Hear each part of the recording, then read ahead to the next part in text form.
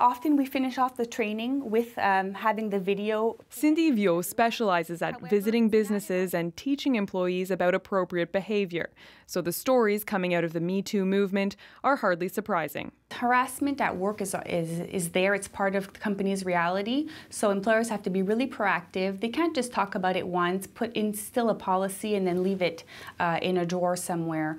We're talking about ongoing training. More than half of women surveyed by Angus Reid Institute say they've been sexually harassed at work. But Viau thinks it's worse. I have no trouble believing that. And actually, I think that's only the tip of the iceberg. The survey also suggests nearly 9 in 10 women have taken steps to avoid unwanted sexual advances at work, and more than a third of them say they embrace the responsibility of protecting themselves from sexual harassment. That's a tactic that could actually fan the flames. But when there's really harassment, the person will often continue, even if we try to avoid it or change our way of being in the workplace. That's why Viau says companies need to take it upon themselves to step in, enforcing repercussions for inappropriate behavior and creating avenues for reporting it. Employers that are scared, that don't know what to do, and that are going to need to feel better equipped to face this reality. She says there's no excuse, especially in the era of Me Too, for businesses to be unprepared.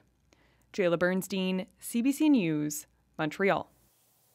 There's something else that caught our eye in the Angus Reid results. One age group leads the way, according to the survey, in bringing some disturbing attitudes to the workplace. Here's a look at that, along with some pointed reaction.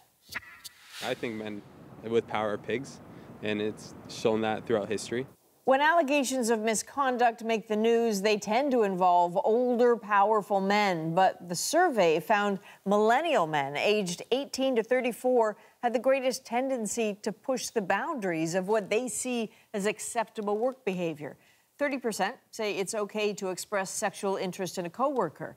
That's more than their female counterparts, and far more than men or women aged 55 and up. It surprises me that young men are more likely to think certain things will fly. Young guys, get on it.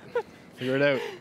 Let's be clear, these are not overwhelming percentages. Still, 13% of millennial men say it's just fine to read a pornographic magazine at your desk during lunch.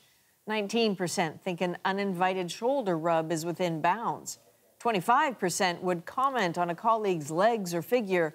And younger men are by far most likely to say behaving like a jerk shouldn't cost you your job or your reputation.